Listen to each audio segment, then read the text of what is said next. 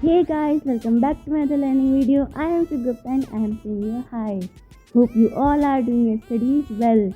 So friends, as you know, in previous video we covered over this crop production chapter of biology till irrigation topic.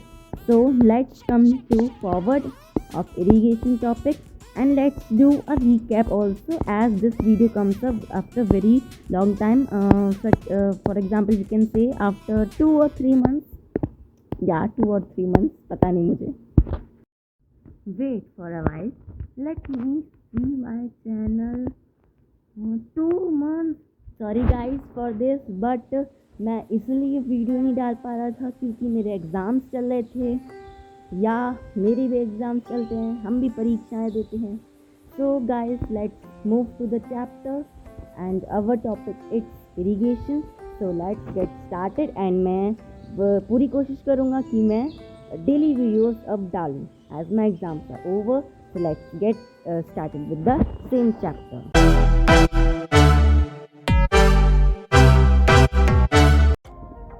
So guys, let's move to the chapter. Our topic is irrigation. So guys, you have note that in my previous video I have explained a little bit part of irrigation topic, that irrigation is the process in which there is the supplying of water to the crops in our main field of agriculture. तो irrigation के भी बहुत से methods होते हैं. एक method होता है ट्रेडिशनल मेथड और दूसरा होता है मॉडर्न मेथड. तो ट्रेडिशनल मेथड्स और मॉडर्न मेथड्स में इतना ज़्यादा कोई डिफरेंस नहीं है. जैसे कि आप इसमें पिक्चर्स में देख सकते हैं, एक मोटा पुली सिस्टम था, राहत सिस्टम था, which is also called lever system, chain pump and ढेकली. तो ये मोस्टली नहीं यूज़ होते हैं इस टाइम पर, which I have known the knowledge. जहाँ तक मुझे पता है ये अब नहीं होते use. In some places or in some villages it may be, but now I think no. So in modern methods, so in our book there is giving a modern method, so which is called modern methods are the methods which are doing in our today's world. So there are floor irrigation, basin irrigation, sprinkle irrigation and drip irrigation.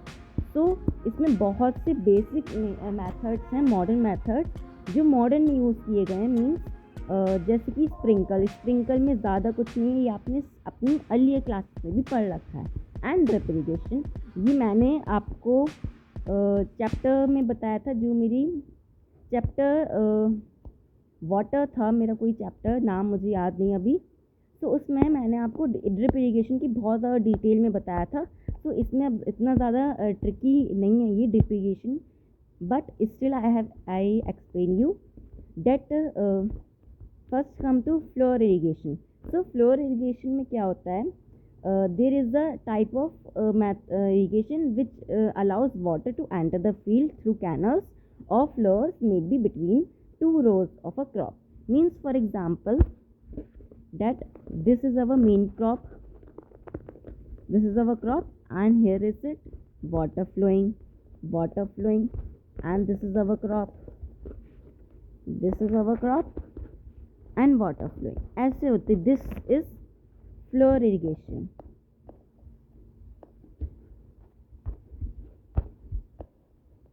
this is floor irrigation. तो ये होती है floor irrigation. And basin irrigation वो irrigation होती है, जैसे कि आपने पैडी की इरिगेशन देखी होगी. आप जब भी ट्रैवल करेंगे तो आप, ये बहुत कॉमन सी है. पैडी मीन्स होते हैं, यहाँ पे लिखा है पैडी मीन्स होता है राइस की आपने इवन मूवीज़ वगैरह में भी देखी होंगी कि वो राइस में ट्रांसप्लांटेशन प्रोसेस करते हैं, जो मैंने अपने प्रीवियस वीडियो में आपको बता रखा है कि what is the transplantation process.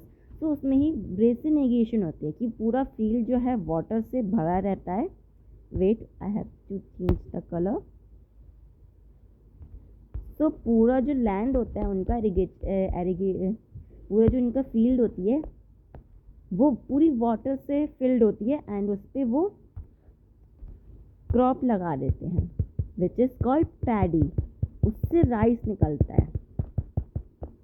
ये ट्रांसप्लांटेशन प्रोसेस मैंने आपको अपनी प्रीवियस वीडियो में बताया है. Please go through that video and that topic also before watching this video.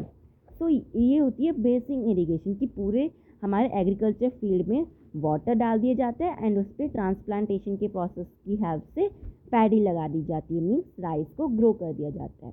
तो हमने अभी 2 इरिगेशन मॉडर्न मेथड्स पढ़े कि फ्लड इरिगेशन और basic irrigation and sprinkle irrigation. As you can see in this photo, in this picture, that in the field there is some sprinkle type,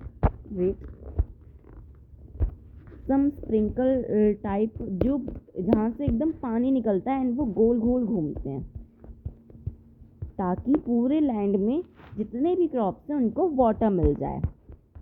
ये यहाँ पे देखिए ये वाटर निकल रहा है, आप देख सकते हैं, और ये पूरे गोल गोल घूमते हैं ताकि हर जगह वाटर जो है स्प्रेड हो जाए. So this is called sprinkle irrigation. अगर हम इसकी डेफिनेशन बोलें कि that sprinkle irrigation is the type of irrigation which is used over the soil which can not retain water for a long time. तो sprinkle irrigation में जैसे कि मैं आपको दोबारा से बता देता हूँ in a perfect manner that this is a land and here is a crop. यहाँ पे हमारी पूरी क्रॉप है. तो हमारी क्रॉप्स के बीच में कुछ ऐसे पाइप्स लगा दी जाते हैं जिन्हें हम स्प्रिंकलर कहते हैं. वो स्प्रिंकलर जो होते हैं वो गोल गोल घूमते हैं और पानी छोड़ते हैं, मीन्स वो अपना यहाँ पे पानी छोड़ेंगे और वो राउंड राउंड घूमेंगे. ऐसा सब में होगा ताकि पूरे क्रॉप को पानी चला जाए. वो क्रॉप ऐसी होती हैं जो अपने ओन में ज़्यादा वाटर रिटेन नहीं कर सकती. उन क्रॉप्स को ये स्प्रिंकलर इरिगेशन प्रोसेस यूज्ड होता है. एंड ड्रिप इरिगेशन मैंने आपको अपनी प्रीवियस वीडियोस में अर्लियर वीडियोस में बहुत ज़्यादा डिटेल में बता रखा है, but still for new students I tell you that drip irrigation वैसे आप समझ लीजिए कि ड्रिप इरिगेशन वहाँ यूज़ होती है फॉर एग्ज़ाम्पल माउंटेन्स में बहुत ज़्यादा, और डेजर्ट जो ऐसे एरियाज़ हैं जहाँ वाटर कम मिल पाता है, जहाँ वाटर की सप्लाई में बहुत कम है, वहाँ ये ड्रिप इरिगेशन मेथड यूज़ होता है. उसमें एक जैसे कि for example this is our crop, wait I have to change the colour. For example, this is a crop and here some pipelines, network of pipelines goes, जो बिल्कुल crop के बिल्कुल रूट में जाके बेस पे जाके ड्रॉप हमें crop को वाटर सप्लाई करती हैं. बिल्कुल ड्रॉप वाइज में करते हैं ताकि वाटर जरा सा भी वेस्ट ना हो. सो this is called drip irrigation method which is the process of irrigation which supplies the water to the main crop, as in the drop wise method which is also called the network of pipeline method. So let's come to our next topic which is protection from weeds and pests. So यहाँ पे हमें अभी एक और topic दे रखा है before coming to protection from weeds and pests. यहाँ पे हमें एक और टॉपिक दे रखा है ड्रिप इरिगेशन के advantages and disadvantages. So drip irrigation के एडवांटेजेस तो बहुत सारे हैं. डेट ये ऐसा प्रोसेस है जो वाटर को वेस्ट होने से बहुत ज़्यादा रोकता है, which is the very main advantage of drip irrigation. और ड्रिप इरिगेशन का डिसएडवांटेज ये है कि वो बहुत ज़्यादा एक्सपेंसिव होता है. मतलब उससे हर एक कोई फार्मर अपने फील्ड में इस्तेमाल नहीं कर सकता क्योंकि वो इरिगेशन मेथड बहुत ज़्यादा एक्सपेंसिव होता है, क्योंकि उसमें बहुत ज़्यादा नेटवर्क ऑफ पाइपलाइंस बिछानी पड़ती हैं एंड उसमें बिल्कुल क्रॉप्स की बेस पे उस पाइपलाइन को डाल सके, बहुत ज़्यादा उसमें कंस्ट्रक्शन वगैरह होता है और इसलिए वो बहुत ज़्यादा एक्सपेंसिव होता है. So this is the main advantages and disadvantage of the drip irrigation method. So let's come to our next topic which is protection from weeds and pests. तो हमारी क्रॉप हमारी फील्ड को पानी भी दे दिया है हमने. अब हमें अगर उस पर वीड्स और पेस्ट्स लग जाते हैं, मीन्स वीड्स मतलब होते हैं कुछ अनवांटेड प्लांट्स, लेकिन पेट्स मतलब होते हैं कुछ अनवांटेड इंसेक्ट्स। वीड्स सपोज ये हमारा एक प्लांट है जिसको हमने पानी भी दे दिया है, सब कुछ दे दिया है, फर्टिलाइजर, मैन्योर, जो कुछ भी देना था हमने दे दिया है, वो अच्छे से ग्रो कर रहा है। बट उसके सामने एक और ज़्यादा बाधा उत्पन्न हो जाती है, बाधा आ जाती है कि इसके साइड पे कुछ अनवांटेड प्लांट्स ग्रो हो जाते हैं जो हमें नहीं चाहिए। वो हमारी मेन क्रॉप से कंपटीशन करते हैं। किसकी? स्पेस की। वो उसका स्पेस भी ले लेता है, उसका फूड भी ले लेता है, वो उसका स्पेस ले लेता है, फूड ले लेता है, बहुत सी चीज़ें ले लेता है जो अनवांटेड होते हैं। वो क्रॉप्स के साथ, हमारे मेन प्लांट के साथ कंपटीशन करते हैं कि हम तुमसे चैलेंज करते हैं कि तुम हमसे ज़्यादा, तुम अब ग्रो नहीं हो सकते। लेकिन हमें इन वीड्स को नहीं चाहिए, क्योंकि हमें अपनी क्रॉप्स को बढ़ाना है, ग्रो करना है। सो हमें इन वीड्स को, इन अनवांटेड प्लांट्स को हटाना है। तो हमें क्या करना चाहिए? उस प्रोसेस को हम कहते हैं weeding.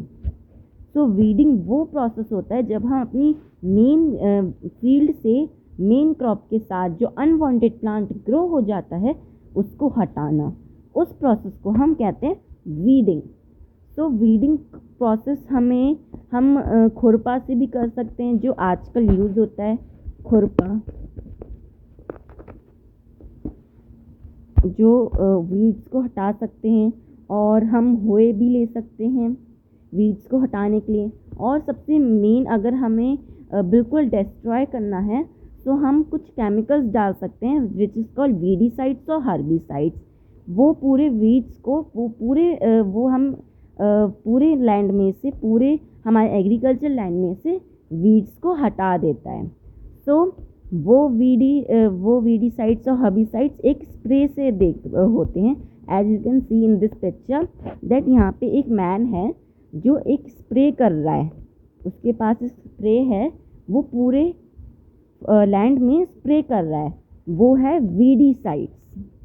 Weedicides and herbicides, means कुछ स्पेशल केमिकल्स हैं जो उसे वो लैंड में स्प्रेड कर रहा है ताकि वीड्स जो है ख़त्म हो जाएं।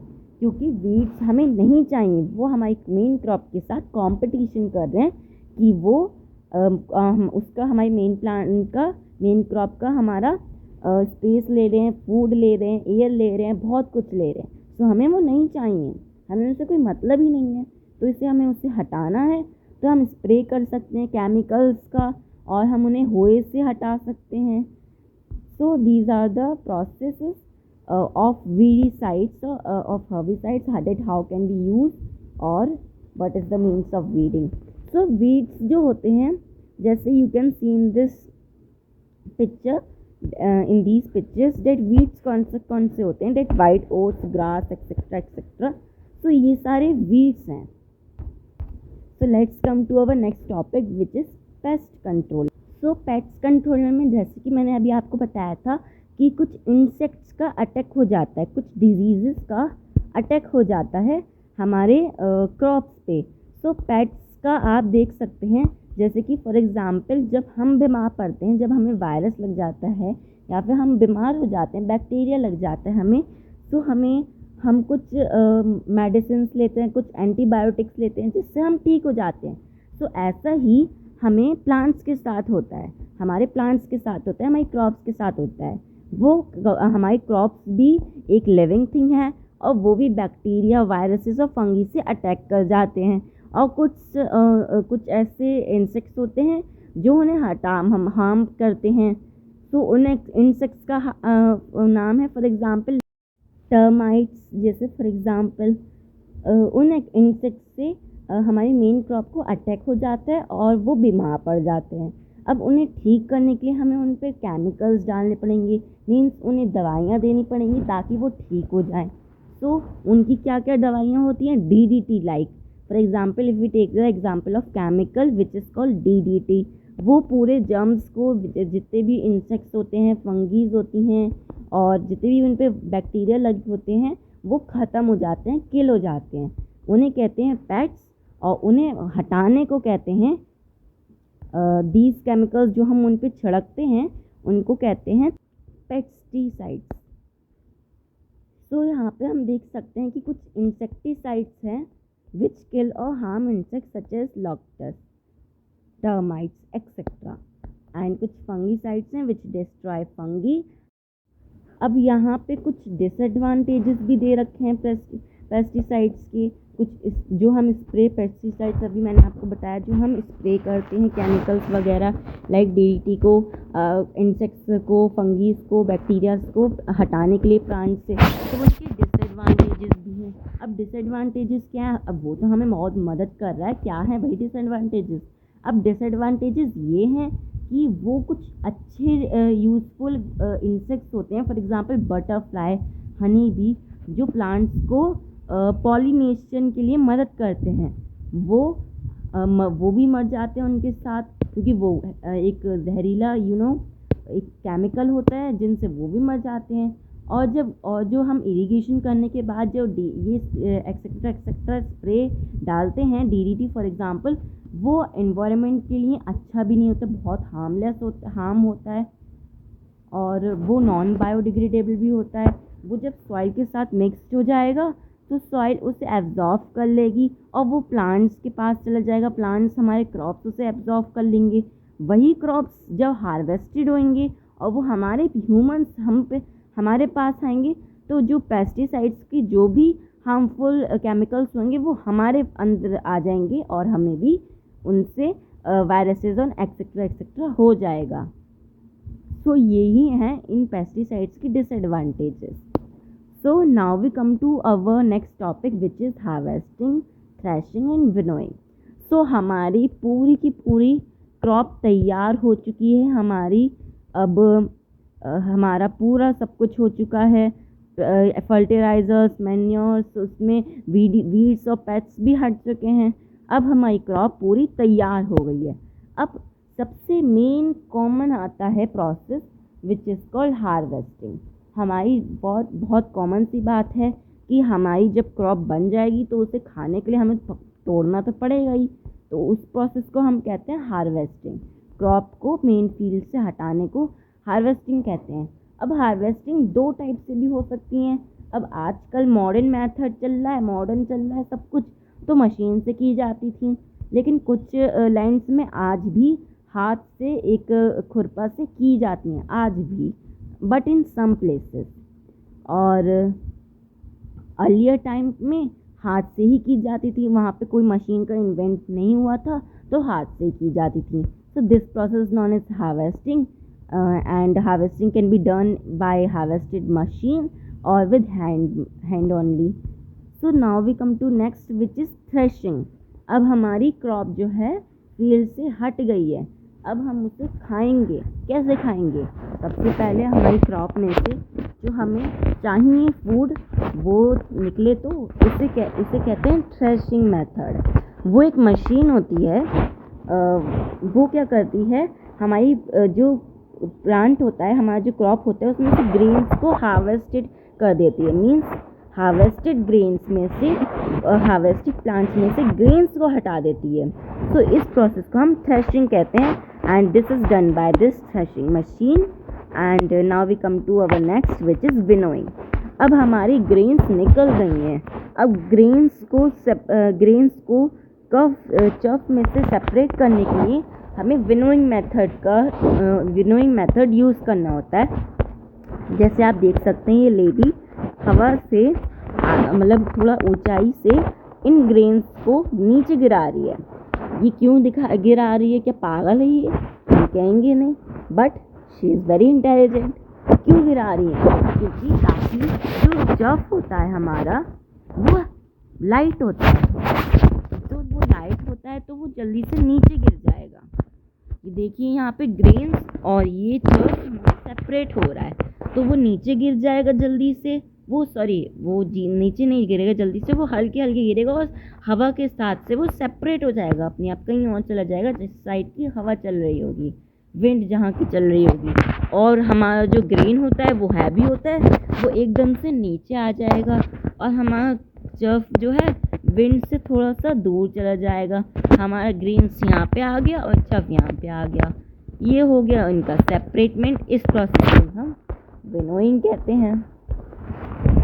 So let's come to our next topic, which is storage and distribution. हमारा सब कुछ हो चुका है, हमारी हार्वेस्टिंग भी हो गई है, थ्रेशिंग भी हो गई, साथ में हमारे ग्रेन्स चर्फ से अलग हो गए। अब इसे आते हैं स्टोरेज की बारी आती है अब, और डिस्ट्रीब्यूशन की भी बारी आ जाती है। तो अब हम अपने ग्रेन्स को स्टोर करेंगे। अब उसे डिस्ट्रीब्यूट करने के लिए इसे मतलब हमें सबसे पहले इसे स्टोर करना होगा। तो स्टोर करने के लिए इसमें दो मेथड्स होते हैं, दो टाइप्स होते हैं, ड्राई स्टोरेज और कोल्ड स्टोरेज।